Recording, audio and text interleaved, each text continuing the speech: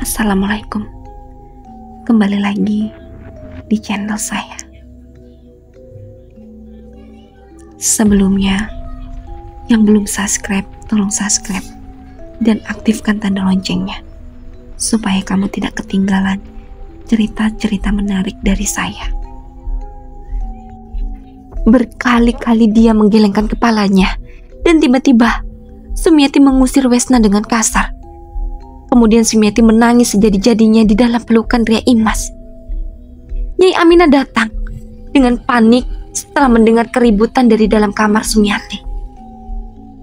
Dia melihat Wesna yang sudah menggunakan baju pengantin terduduk di ruang tamu dengan tatapan kosong. Sementara Sumiati masih menangis meraung-raung dalam dekapan Ria Imas. Ada apa? Apa yang sudah terjadi? Tanya Nyai Aminah panik. Kemudian Ria Imas menceritakan semuanya tentang apa yang dia lihat. Nyai Aminah mengepalkan kedua tangannya. Dia menahan amarah karena merasa Ria Imas telah menggagalkan semua rencananya. Namun dia tidak bisa marah begitu saja pada Ria Imas, sebab dia pun tahu bahwa Ria Imas tidak tahu apa-apa soal Sukma Wesna yang telah dikurung dan raganya diisi oleh sosok hitam legam menyeramkan. Maafkan ibu, nak, ucap Nyai Aminah tiba-tiba. Perkataan itu berhasil membuat tanda tanya di dalam hati Sumiati. Maaf untuk apa, ibu? Tanya Sumiati. Akhirnya Nyai Aminah menceritakan semuanya, bahwa dia telah mengurung Sukma dari Wesna dan mengisi raga kosongnya dengan sosok lain. Sontak saja, kejujuran Nyai Aminah membuat Ria Imas dan Sumiati terkejut bukan kepala. Bagaimana bisa ibunya memiliki rencana sejahat itu? Bagaimana tidak? Dia berencana menikahkan putrinya Sumiati dengan Dedemit. Sumiati menangis sejadi-jadinya. Sementara Ria Imas bingung, entah dia harus berbuat apa. Sekarang ibu harus bagaimana, nak? Katakan. Bahkan semua ini ibu lakukan untuk membuatmu bahagia. Wesna yang asli benar-benar tidak mencintaimu, ucap Nyai Aminah. Sumiati terdiam. Dia sadar bahwa apa yang ibunya lakukan semata-mata hanya untuk kebahagiaannya. Dia tidak bisa menyalahkan Nyai Aminah sepenuhnya. Tadi ibu bilang bahwa Sukma Akang Wesna mengatur kurung di suatu tempat, tanya Sumiati tiba-tiba. Nyai Aminah hanya mengangguk. Sesekali dia menyeka air matanya. Lakukanlah terus, bu. Paksa Kang Wesna agar mau menikahiku. Siksa dia jika perlu. Dan bila dia sudah bersedia menikahiku, maka kembalikan Sukma itu ke dalam raganya. Ucapan Sumiati membuat Ria Imas dan Nyai Aminah tidak percaya dibuatnya. Pernyataan yang benar-benar di luar kepala Nyai Aminah. Dia tidak menyangka bahwa anaknya malah menyetujui hal itu. Dia kira Sumiati akan marah dan memaksa dirinya untuk membebaskan Sukma Wesna. Sumiati, ucap Nyai Aminah lirih. Iya, bu. Untuk sementara, biarkan raga Kang Wesna kosong dan tetap menggunakan baju pengantin itu. Nanti jika dia sudah bersedia, maka kami akan langsung melaksanakan pernikahan. Dan selama itu juga, aku akan terus menggunakan baju pengantin ini. Apa ibu mengizinkannya? Ucap Sumiati dengan nada datar. Keputusannya benar-benar membuat Nyai Aminah bangga. Sementara Ria Imas dibuat keheranan dengan keputusan Sumiati. Sumiati, apa kamu serius? Tanya Ria Imas. Iya, bibi. Berikan kebaya pengantin ini untukku ya. Tolong hargai keputusanku, bi. Pintas Sumiati. Ria Imas hanya mengangguk.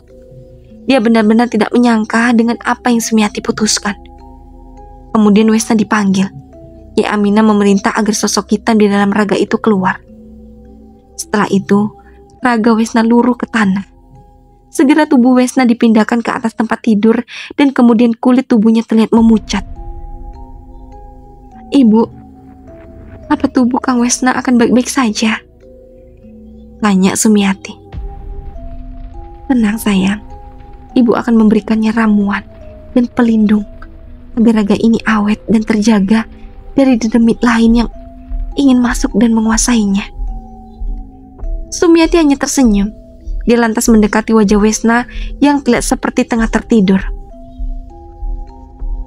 "Akang, segera putuskan untuk mau menikahi aku ya, agar kita segera menikah dengan sukarela.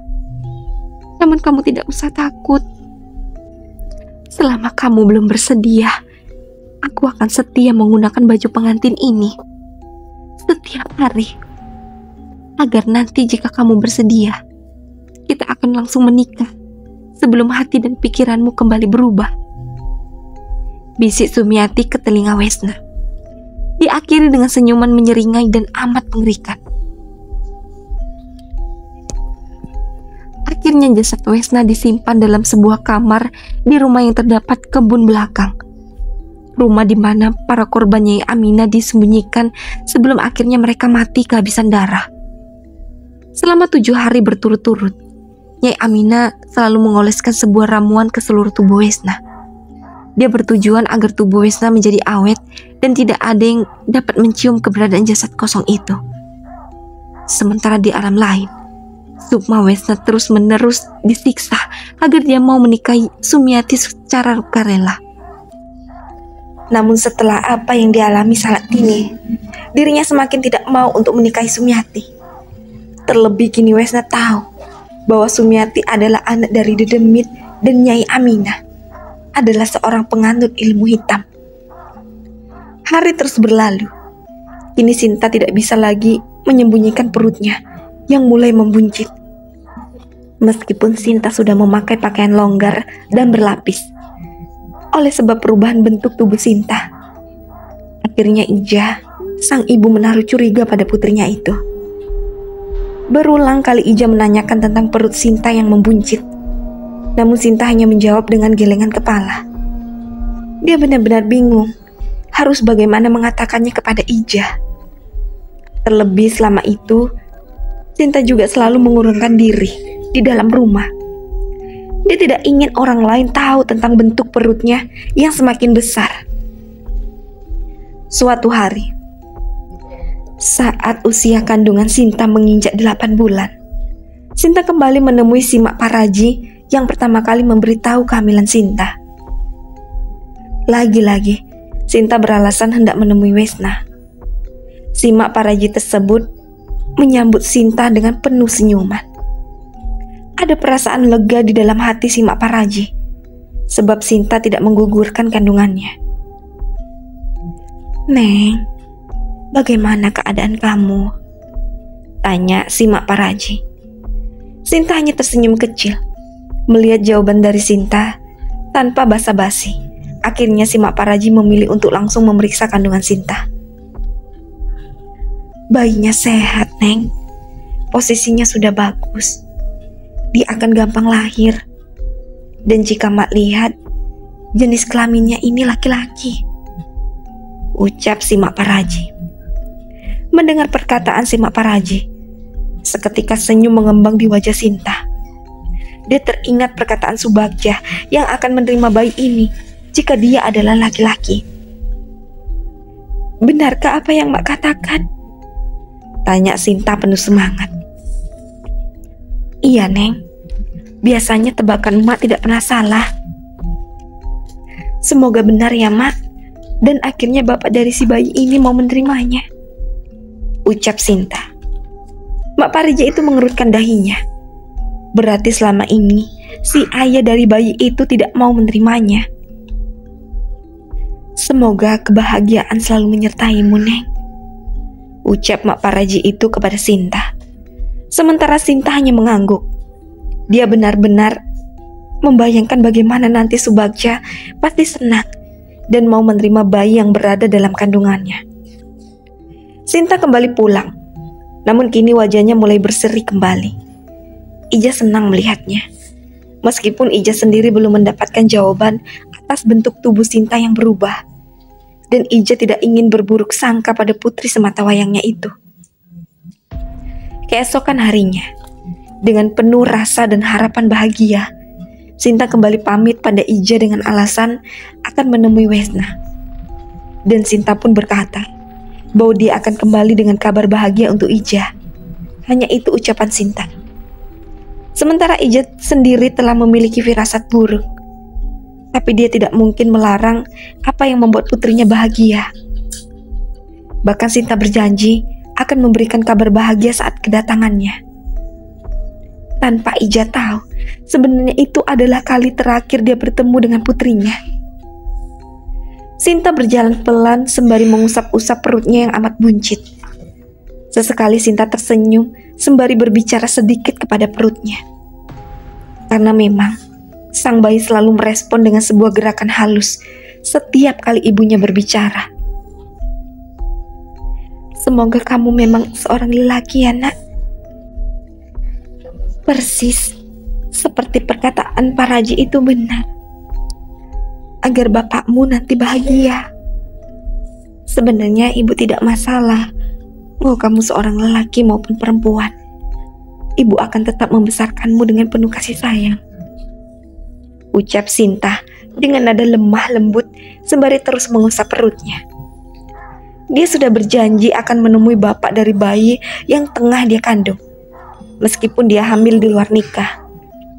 Dan berkali-kali lelaki yang telah menghamilinya itu meminta dia untuk menggugurkan kandungannya. Dia tetap menolak, karena dia yakin jika bayi ini telah lahir, bapaknya akan menerimanya. Sinta akhirnya sampai di sebuah gubuk di tengah hutan pinus yang jauh dari permukiman penduduk. Mereka memang sering bertemu di sana. Terlebih hubungan mereka masih belum mendapatkan restu dari Ibu Subagja. Akang, ucap wanita itu lembut. Namun Subagja hanya menatapnya dengan tatapan dingin. Akang, menurut Mak Paraji, anak kita ini laki-laki. Dan sebentar lagi dia akan lahir. Tinggal menghitung hari. Ucap Sinta dengan antusias dan penuh semangat. Dari awal aku tidak menginginkan anak itu. Berulang kali aku menyuruhmu untuk menggugurkannya, kata Subagja dengan ekspresi wajah datar dan dingin. Kang, aku yakin ibu pasti akan menerimanya setelah dia melihat wajah cucunya ini. Dan kita akan menikah kemudian menjadi keluarga kecil yang bahagia. Subagja masih terdiam. Entah apa yang ada di dalam pikirannya. Bisa saja anak yang sedang kamu kandung itu adalah anak dari Wesna. Sinta membulatkan kedua matanya. Dia tidak percaya dengan ucapan yang baru saja keluar dari mulut lelaki yang amat dia cintai itu. Kang, atas dasar apa Akang berkata seperti itu? Sementara selama ini Akang tahu bahwa Wesna adalah teman baikku sedari kecil. Bukankah karena dia juga kita dapat selalu bertemu? Karena dia Akang berhasil menanam benih ini di dalam rahimku. Karena dia selalu aku jadikan alasan jika ingin bertemu denganmu. Tidak sepatutnya Akang berkata seperti itu. Bulir bening air mata mulai membasahi pipinya. Rasa sakit hati mulai hadir di dalam hatinya yang rapuh. Dan tidak sepatutnya Akang menuduh seorang lelaki baik yang akan menikahi adik kesayangan Akang. Wajah lelaki itu memerah legam. Rasa kesal dan amarah mulai menguasainya. Subagja amat sangat membenci Wesna, meskipun Wesna akan menikah dengan adik kandungnya sendiri. Akang Subagja, ucap Sinta penuh ratapan. Mati kau perempuan jalang. Tiba-tiba Sumiati muncul dari balik tubuh kekar Subagja dengan membawa sebuah tambang di tangannya. Dengan penuh amarah dan sekuat tenaga, Sumiati menjerat leher Sinta yang tengah hamil besar itu. Namun Subagja tidak melakukan apapun. Dia hanya menyaksikan Sumiati yang bertindak brutal pada kekasihnya. Tolong Kang, ucapnya dengan nada yang mulai sesak. Mati Kang, dasar perempuan penggoda lelaki. Tidak puas kamu dengan kakakku, dan kamu pun bermain api dengan kekasihku, teriak Sumiati. Dengan sedikit perlawanan, akhirnya Sinta berhasil meloloskan diri dari jeratan tambang Sumiati. Tambang itu masih terlilit di lehernya dan meninggalkan sebuah bekas luka menganga di leher Sinta. Sumiati yang merasa kesal akhirnya menendang perut Sinta. Kemudian punggung Sinta membentur sebuah meja kayu yang berada tepat di belakangnya. Seketika, darah segar keluar dari sela-sela selangkangannya, bercampur dengan sebuah cairan bening. Melihat kejadian itu, Subagja nampak panik. Dia segera berlari menghampirinya. Sementara Sumiati hanya terdiam menahan amarah yang belum tertuntaskan. Sumi, bantu kakak. Sepertinya dia akan melahirkan. Kepala bayi ini sudah terlihat, ucap Subagja panik. Biarkan saja dia mati bersama bayinya itu, ucap Sumiati acuh. Sinta mulai mengejan dengan kencang. Suaranya amat keras sehingga membuat burung-burung yang hinggap pun berterbangan karena terkejut mendengar jeritannya.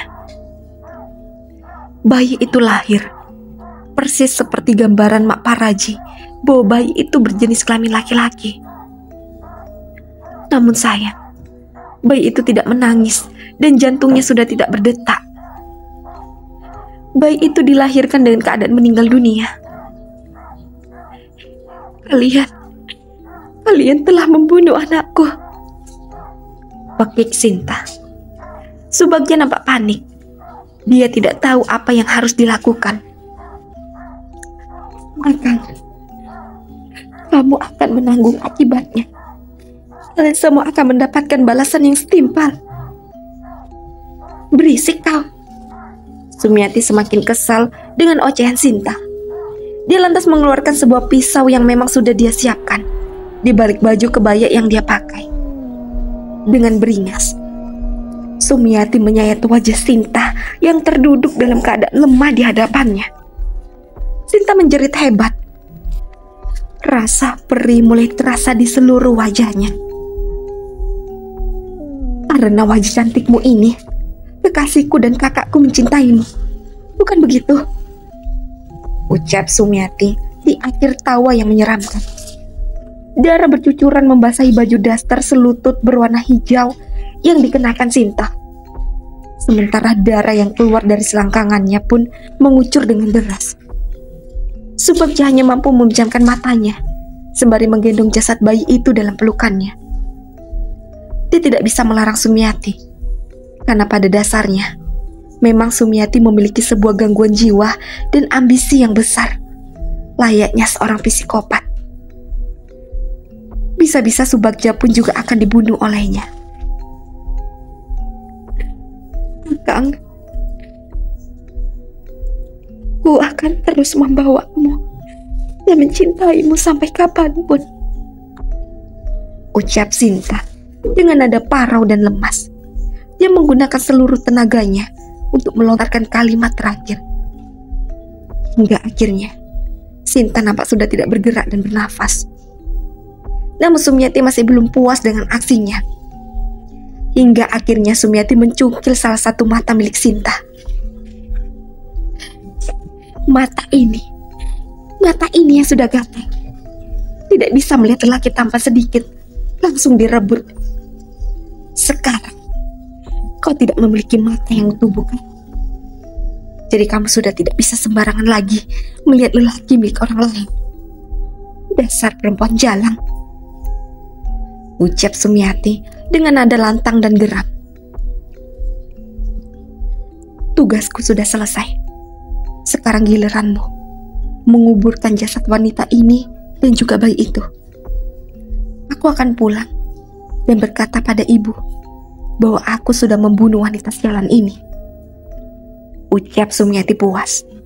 Dia lantas pergi begitu saja. Sementara Subagja tetap terpaku. Air matanya bercucuran. Memang dia dan Sumiati berniat membunuh wanita itu atas titah dari ibu mereka. Namun bukan dengan cara mengenaskan seperti ini. Maafkan Akang. Maafkan Akang, Sinta, ucap Subagja dengan nada terisak. Subagja lantas mengambil selembar kain panjang. Dia berniat menggendong jasad bayi yang memang adalah anak kandungnya itu.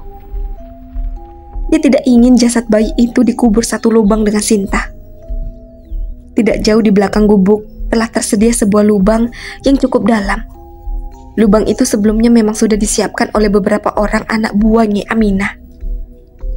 Pembunuhan itu memang sudah direncanakan dengan matang. Nyai Aminah adalah otak dan dalang di balik pembunuhan sadis itu. Namun Sumiati membuatnya menjadi lebih mengerikan.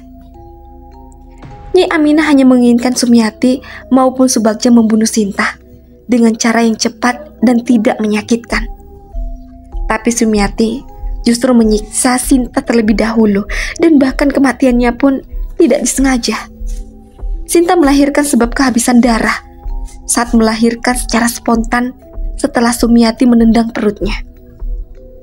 Subagja menyeret jenazah Sinta yang sudah terbujur kaku. Darah mengotori dress berwarna hijau yang Sinta kenakan. Setelah sampai di lubang itu, Subagja segera melempar jenazah Sinta ke dalamnya. Maafkan Akang, Sinta. Akang berjanji akan selalu merawat dan memperhatikan ibumu yang kini hanya tinggal sebatang kara. Kamu boleh tetap ikut bersamaku, sayang. Aku akan tetap mencintaimu. Bahkan dengan rupamu yang seperti itu pun malah semakin membuat aku mencintaimu, ucap Subagja sembari menatap wajah Sinta yang penuh dengan luka sayatan. Bercucuran darah itu akan membuat siapapun yang melihatnya bergidik geri. Hanya Subagja yang masih betah, bahkan semakin mengagumi wajah Sinta. Sebenarnya Subagja tidak berbeda sikap dengan Sumiati. Hanya saja Subagja tidak akan berani jika sampai harus membunuh orang atau bahkan melakukan penyiksaan seperti yang dilakukan Sumiati. Perlahan-lahan Subagja mulai menutup lubang yang terdapat jasad Sinta di dalamnya. Mata Sinta yang kini hanya tinggal tersisa satu nampak terbelalak menatap tajam pada Subagja. Namun Subagja hanya tersenyum kecut melihat tatapan mengerikan itu. Saat lubang sudah tertutup setengah, Subagja turun ke dalam lubang itu untuk menginjak-injak tanah agar menjadi padat dan mampu menyembunyikan aroma amis maupun busuk yang mulai keluar dari tubuh Sinta. Saat dirinya fokus pada tanah yang tengah dia injak, sebuah kaki pucat berlumur darah nampak berdiri di atas lubang. Subagja melihat siapa pemilik kaki itu. Dengan perlahan, dia mendongakkan kepalanya ke atas. Sayang, kamu mengagetkanku, ucap Subagja pada sosok Sinta yang kini telah berdiri di bibir lubang memandangi Subagja. Kau nampak cantik. Kau mau ikut bersama aku? Tentu boleh, sayang. Mari kita kuburkan putra kesayangan kita ini. Namun aku tidak ingin jika dia dikuburkan bersamamu. Dia adalah anakku. Dia harus dikubur di pemakaman keluargaku. Setelah mendengar perkataan dari Subagja, tiba-tiba sosok Sinta menghilang begitu saja. Dengan pakaian yang kotor oleh tanah merah dan noda darah, Subagja berjalan gontai, sembari menggendong jasad seorang bayi dalam pelukannya. Dia menuju kebun belakang rumahnya Aminah, di mana pemakaman keluarga berada di sana. Subagja menggali tanah di salah satu tempat paling pojok di dekat sebuah pohon asem yang besar dan tinggi. Akhirnya sebuah lubang sedalam 1 meter berhasil digali oleh Subagja. Maafkan bapakmu, nak. Kamu mirip sekali denganku. Meskipun aku ragu, apa kamu ini memang benar anakku atau anak dari Wesna? menginjak subaknya sembari menatap wajah jasad bayi itu. Ekspresi wajahnya berubah-ubah. Kadang dia berkata dengan nada sedih penuh penyesalan, dan kadang dengan nada tinggi sembari tertawa penuh kekesalan. Yang masih penasaran, lanjut ke part selanjutnya. Dan jangan lupa aktifkan tanda loncengnya dan subscribe. Assalamualaikum.